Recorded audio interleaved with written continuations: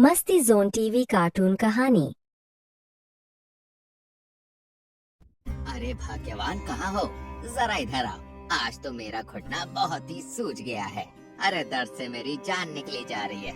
थोड़ा जल्दी गर्म पानी करके लाओ, मुझे अपने घुटने की सिकाई करनी है। ला रही हूँ, थोड़ा सब्र करो। एक बात की रट लगा लेते हो। मुकेश एक छोटे से गांव में रहता था। पहले वो बहुत मालदार था।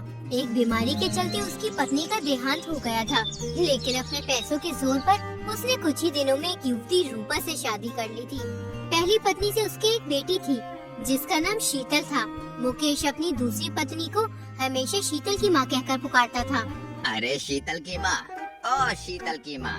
आपने तो मेरी जिंदगी हराम कर रखी है। कितनी बार कहा है, सीधी तरह मेरा नाम लेकर बुलाया करो। मुझे अच्छा नहीं लगता तुम हर समय मुझे शीतल की माँ कहकर बुलाते हो। अरे भाग्यवान, इसमें नाराज होने की क्या बात है? क्या तू शीतल को अपनी बेटी नहीं मानती? मैंने कब कहा मैं शीतल को अपनी बेटी नहीं मानती हूँ? तो फिर तुम उसकी माँ के नाम से नाराज क्यों हो जाती हो? और मैं शीतल का बाप हूँ और तू मेरी पत्नी है, तो फिर तू हुई ना शीतल की माँ। अरे मैंने कोई गलत बात तो नहीं कही। तुम गलत बात कहते ही कब हो? तुम्हें तो अपनी हर बात सही लगती है। हमारी शादी को 5 साल हो गए हैं। इन 5 सालों में आपने कभी मुझे मेरा नाम लेके नहीं बुलाया है। हर वक्त शीतल की माँ कहते रहते हो। चलो ठीक है, आज से मैं तुझे शीतल की माँ कह के नहीं बुलाया करूँगा। एक बेटा पैदा करके दे दो, फिर मैं तुम्हें उसकी माँ कह के बुलाया करूँगा। वैसे बेटे का नाम क्या रखोगी? अरे मैं तो कहता हूँ कि अर्जुन नाम रखेंगे, फिर मैं तुम्हें अर्जुन की माँ कह के बुलाऊंगा। ये सुनकर रूपा की माँ मुस्कुराती हुई मुकेश के पास से चली जाती है। कई वर्ष और बीत जाते हैं, लेकिन रूपा की कोई संतान नहीं होती। धीरे धीरे मुकेश का कारोबार बंद हो गया था। अब उसके घर में इतने पैसे भी नहीं थे कि 2 वक्त का खाना बना सके। एक बार घर में खाने के लिए कुछ नहीं होता है। चूल्हा जले हुए पूरे 2 दिन हो गए थे। इस बात से रूपा बहुत परेशान होती है और गुस्से में मुकेश से कहती है, मैं अब और सहन नहीं कर सकती। कब तक यूँ भूखे पेट रहा जाए? बिना पैसों के घर नहीं चलता है। आदमी का एक काम बंद होता है तो वो कोई दूसरा काम करने की सोचता है, ना कि घर में बैठ जाता है। अरे तुम चाहती क्या हो कि मैं दूसरों की मजदूरी करके आऊँ? तो मेरी हालत देख रही हो, क्या हाल हो गया है घर की चिंता कर करके। मैं तो तुम्हारा हाल भी देख रही हूँ और घर का भी। किसी दिन मर जाऊंगी, फिर सब सही हो जाएगा। अरे रूपा, तू ये कैसी बात कर रही है? मेरी पहली पत्नी तो मर गई, अब दूसरी को भी क्यों मारती है? हाँ, पहली को भी जैसे मैंने ही मारा है। न तुम्हारी पहली पत्नी मरती, न मेरे पिताजी तुमसे शादी करते। वो तो मर के आराम कर रही है और ये सब कांटे बटोरने के लिए मुझे छोड़ गई। अब मैं जीना नहीं चाहती। ईश्वर करे मैं भी मर जाऊं। अपने मरने की दुआएं क्यों मांगती हो?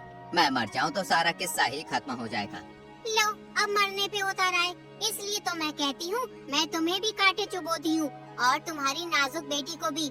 सारा घर का काम करती हूँ, तुम्हें और तुम्हारी लाडली बेटी को खाना बनाकर खिलाती हूँ। आप चारपाई से नहीं उठते तो वो सोकर नहीं उठती। तुम क्यों इतना कष्ट सहती हो? शीतल से कहो वो घर का सारा काम किया करेगी, और अब तो वो बड़ी हो गई है। उसे कुछ काम आता भी है जो घर का काम करेगी? खाना पकाना उसे नहीं आता, घर की झाड़ू उससे नहीं लगती, फिर वो करेगी क्या? माँ का फर्ज है कि बेटी को खाना पकाना सिखाए। अरे कल को उसकी शादी हो गई तो ससुराल में लोग क्या कहेंगे कि माँ ने कुछ सिखाया ही नहीं है। लो, अब इसकी ससुराल में भी मुझे ही बुराई मिलेगी। आखिर कितनी बुरी बनूंगी मैं? रोज रोज की लड़ाई से परेशान होकर मुकेश घर से बहुत दूर जंगल में जाकर एक पेड़ के नीचे बैठ जाता है और सोचने लगता है। हाँ, मुझे कोई काम जरूर करना होगा, वरना ये घर की लड़ाई कभी भी बंद नहीं होगी। एक काम करता हूँ, किसी से पैसे उधार ले लेता हूँ। मुकेश ये सोच ही रहा था कि एक आदमी लाठी लिए मुकेश की तरफ आ रहा था। मुकेश उसे देखकर चौंक पड़ा। क्यों भाई मुकेश, पहचान रहे हो या फिर भूल गए हो? अगर भूल गए हो तो मैं तुम्हें याद दिला देता हूँ। मेरा नाम है हीरा, जिसे तुमने 10 साल पहले जेल कराई थी, और आज ही मैं जेल से छूट के आया हूँ। सोचा पहले तुमसे हिसाब बराबर कर लेता हूँ, उसके बाद ही आगे कुछ करूँगा। इतना कहना था कि हीरा ने मुकेश के सर पर जोर से लाठी मारी, जिससे मुकेश की मृत्यु हो गई। हीरा ने मुकेश की लाश को खींचकर एक खेत में डाल दिया और वहाँ से फरार हो गया। रूपा रात भर मुकेश का इंतजार करती रही, लेकिन मुकेश का कोई पता न चला। इस कश्मकश में 3 दिन बीत जाते हैं, फिर भी मुकेश का कोई पता नहीं चलता। रूपा सोचती है, ऐसी भी क्या नाराजगी जो 3-3 दिन घर न आओ। मैंने कुछ गलत तो नहीं कहा था। बगैर पैसों के घर कैसे चल सकता है? अब मैं क्या करूं? मुझे तो बहुत डर लग रहा है। पता नहीं किस हाल में होंगे, भूखे प्यासे कहाँ भटक रहे होंगे। एक काम करती हूँ, शंकर भाई से जाकर मालूम करती हूँ, क्या पता उन्हें मालूम हो। रूपा शंकर के घर जाती है।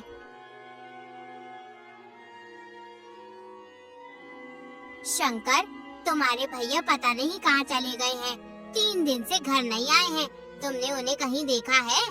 भाभी, मैंने तो भैया को कहीं नहीं देखा। कोई बात हो गई है क्या भाभी? बात रोज ही होती है, लेकिन वो कभी यूँ नाराज होकर घर से नहीं जाते हैं। आज पूरे 3 दिन हो गए हैं उन्हें घर से गए हुए। शंकर, तुम पता करो आखिर वो कहाँ गए। भाभी, भैया किसी रिश्तेदार के घर तो नहीं चले गए? मैंने सभी रिश्तेदारों से पूछ लिया है, लेकिन सबने मना कर दिया कि यहाँ नहीं आए हैं वो। समझ नहीं आ रहा वो गए तो कहाँ गए। भाभी, अब परेशान ना, मैं अभी भैया को ढूंढने जाता हूँ। शंकर 2 आदमियों को अपने साथ लेकर मुकेश को ढूंढने निकल जाता है। तलाश करते करते 1 महीना निकल जाता है, लेकिन मुकेश का कोई पता नहीं चलता। एक दिन गांव वाले शंकर से कहते हैं, अरे भाई, कब तक ढूंढेंगे हम मुकेश को? मुझे तो लगता है कि उसे कोई जंगली जानवर खा गया है। ये सही कह रहा है शंकर। एक बार मेरे मामा का लड़का भी बिल्कुल मुकेश की तरह ही गुम हो गया था। उसका भी 1 साल बाद पता चला कि वो मर गया है। अरे मैं तो कहता हूँ कि उसे तलाशने में समय खराब मत करो, अपने काम हिलने से लगो। और हमें भी अपने बीवी बच्चों का पेट भरना है। अरे कब तक उसको ढूंढते रहेंगे? पूरे गांव में ये बात फैल जाती है कि मुकेश मर गया है। अब रूपा और उसकी सौतेली बेटी शीतल घर में अकेली थी। उनके घर को चलाने वाला कोई नहीं था। मुकेश के मरने के कुछ दिन बाद तक तो उसके भाई ने रूपा को घर खर्च के लिए थोड़े बहुत पैसे दिए भी थे, लेकिन अपनी पत्नी के कहने पर उसने रूपा को पैसे देना बंद कर दिया था। माँ, आपने कल से कुछ नहीं खाया है, लो ये चावल खा लो। अगर तुम कुछ खाओगी नहीं तो कमजोर हो जाओगी। इस तरह गम करने से कुछ नहीं होगा। मेरी प्यारी बेटी, तूने भी तो कल से कुछ नहीं खाया है। तुझे भूखा रखकर मैं ये चावल कैसे खा सकती हूँ? बेटी, तेरे पिताजी के चले जाने से घर की रौनक ही चली गई है। कहीं मन ही नहीं लगता। हर वक्त बस यही सोचती रहती हूँ कि घर का गुजारा कैसे होगा। माँ, तुम चिंता क्यों करती हो? ईश्वर जरूर कोई रास्ता निकालेंगे। रूपा, जो पहले शीतल से बहुत चिढ़ती थी, लेकिन अब वो शीतल से बहुत प्रेम करने लगी थी। उसके बगैर 1 मिनट भी नहीं रहती थी। रूपा ने घर का कुछ सामान बेचकर थोड़े बहुत पैसे इकट्ठे किए और फिर एक दिन शीतल से बोली, शीतल बेटा, मेरे पास थोड़े से पैसे हैं। मैं सोच रही थी कि मैं इन पैसों से समोसे बनाने का सामान खरीद लेती हूँ। मैं समोसे बना दिया करूँगी और तू उन्हें बाजार में बेच आया कर। इससे हमारे घर का गुजारा हो जाएगा। ठीक है माँ, तुम समोसे बना दिया करो और मैं उन्हें बाजार में बेच आया करूँगी। अगले ही दिन रूपा एक दुकान से समोसे बनने का सामान खरीद लाती है और फिर समोसे बनाकर शीतल को बाजार में बेचने भेज देती है।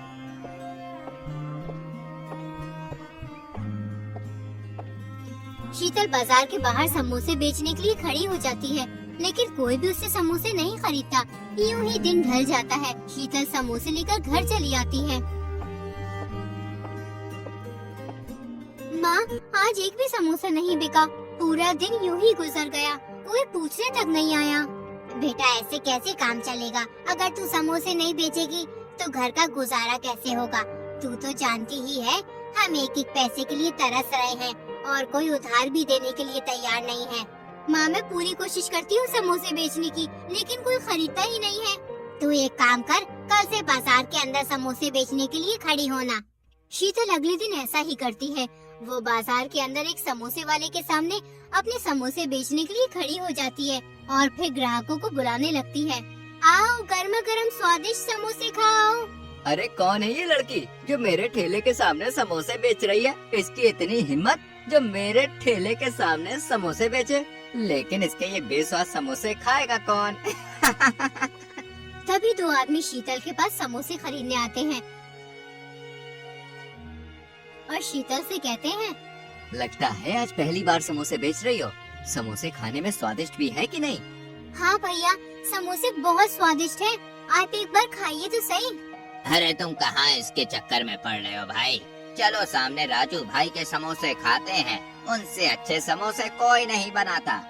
अरे राजू के समोसे तो रोज ही खाते हैं, आज इसके समोसे भी खाकर देखते हैं आखिर कैसे बनाए। लाओ लाओ, हमें जल्दी से समोसे दे दो। शीतल दोनों आदमियों को समोसे दे देती है। जैसे ही वो समोसा खाते हैं तो वो गुस्से से कहते हैं, ए लड़की, तुमने ये कैसे समोसे बनाए? इनमें तो बिल्कुल भी स्वाद नहीं है। अरे खाने में ऐसे लग रहा है जैसे ये समोसे बासी हो।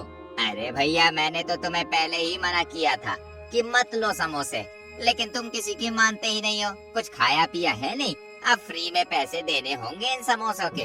अरे किस बात के पैसे? इन सड़े हुए समोसों के पैसे कौन देगा भाई? चलो राजू के ठेले से समोसे लेकर खाएंगे। सारा जायका ही बिगाड़ दिया। थू थू थू थू थू। समोसे बनाने आते नहीं, बेचने चल देते हैं ये लोग। दोनों आदमी सामने वाले के ठेले पर समोसे खाने चले जाते हैं। शीतल ये देखकर बहुत दुखी होती है, फिर समोसे लेकर अपने घर चली जाती है। अरे आ गई बेटी शीतल, मैं तेरा ही इंतजार कर रही थी। ये क्या, तूने आज भी एक भी समोसा नहीं बेचा? क्या तू समोसे लेकर बाजार के अंदर खड़ी नहीं हुई थी? माँ, मैं बाजार के अंदर ही खड़ी हुई थी, लेकिन किसी को हमारे समोसे पसंद ही नहीं आए। लोग कहते हैं तुम्हारे समोसों में स्वाद नहीं है, खाने में बासी लगते हैं, इन्हें खाकर मुंह का जायका खराब हो जाता है। शीतल, वो सही कहते हैं, समोसे में स्वाद मसालों से आता है। मेरे पास इतने पैसे नहीं हैं कि मैं मसाले खरीद सकूं। मैंने सोचा था अगर तू ये समोसे बेच देगी तो मैं मसाले ले आऊंगी। माँ, तुम शंकर चाचा से थोड़े बहुत पैसे ले लो मसाले लाने के लिए। शीतल, मुझे शर्म आती है शंकर भाई से पैसे लेते हुए। उनके पहले भी बहुत पैसे हैं हम पर। माँ, तुम एक बार जाओ तो सही, शंकर चाचा तुम्हें पैसे देने के लिए मना नहीं करेंगे।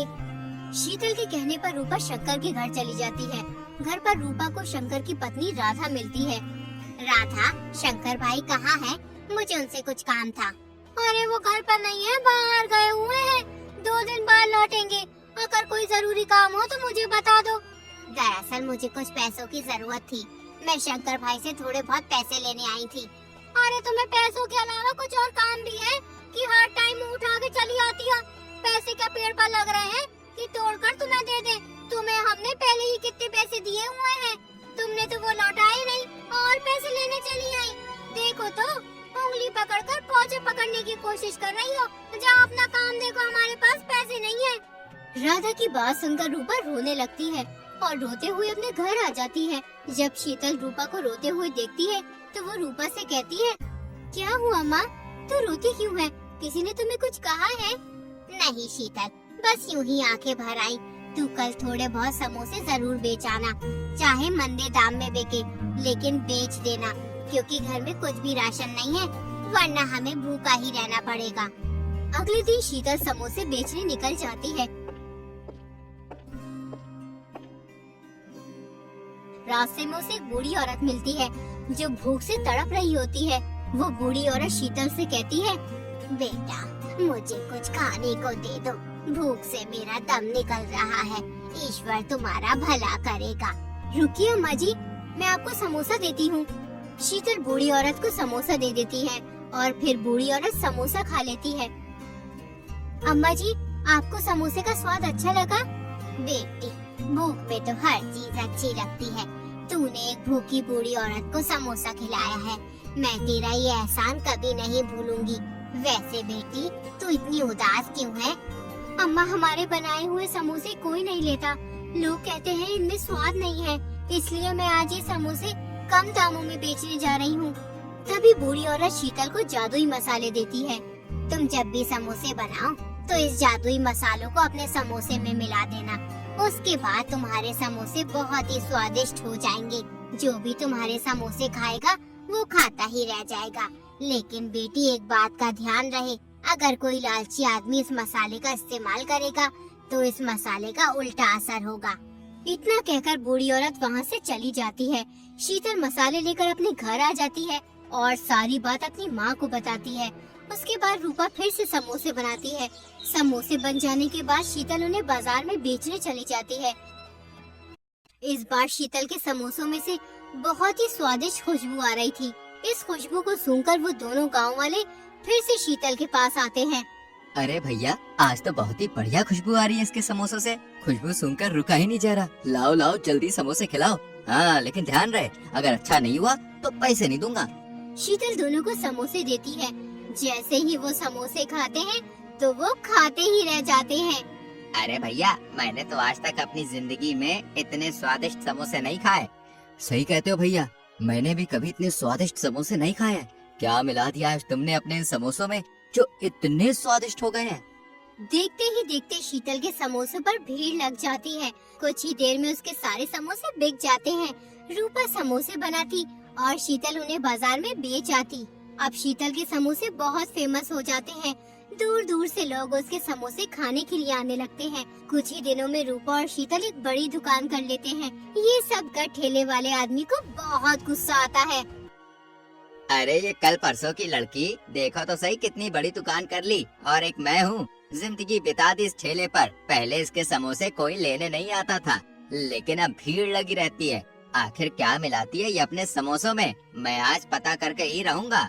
एक दिन जब रूपा समोसे बना रही होती है तो वो ठेले वाला रूपा को समोसों में जादुई मसाले मिलाता हुआ देख लेता है। अच्छा, इसके स्वादिष्ट समोसों का राज ये मसाले हैं। अब मैं इन मसालों को नहीं छोड़ूंगा। अगले ही दिन ठेले वाला शीतल के जादुई मसाले चुरा कर ले जाता है। जब रूपा समोसे बनाने के लिए जाती है तो उसे जादुई मसाले नहीं मिलते हैं। इससे रूपा बहुत घबरा जाती है। जब वो ठेले वाला अपने समोसों में जादुई मसाले मिलाता है तो उसके समोसों से बदबू आने लगती है। आसपास के लोग इस बदबू को सुनकर ठेले वाले से कहते हैं, अरे भैया, ये कैसे समोसे बना रहे हो? कितनी गंदी बदबू आ रही है इन समोसों से। चलो जल्दी भैया, चलो यहाँ से, कहीं इस बदबू से हम बीमार ना पड़ जाएं। अब कभी इस ठेले वाले के समोसे नहीं खाएंगे। सभी आदमी वहाँ से चले जाते हैं। ये सब देखकर ठेले वाला रोने लगता है। अरे ये सब क्या हो रहा है? मेरे समोसों से इतनी गंदी बदबू क्यों आ रही है? ये सब उस लड़की के मसालों की वजह से हो रहा है। इन मसालों ने तो मुझे बर्बाद कर दिया। कुछ ही देर में उसके ठेले में आग लग जाती है। ये सब रूपा और शीतल खड़ी हुई देख रही होती हैं। माँ, इसी ठेले वाले ने हमारे जादुई मसाले चुराए हैं। बूढ़ी अम्मा ने मुझसे कहा था कि अगर कोई लालची आदमी इन मसालों का इस्तेमाल करेगा तो इन मसालों का उल्टा असर होगा। इसलिए इसके समोसों से बदबू आ रही है और अब तो इसका ठेला भी जल गया। इसके लालच ने इसे बर्बाद कर दिया है।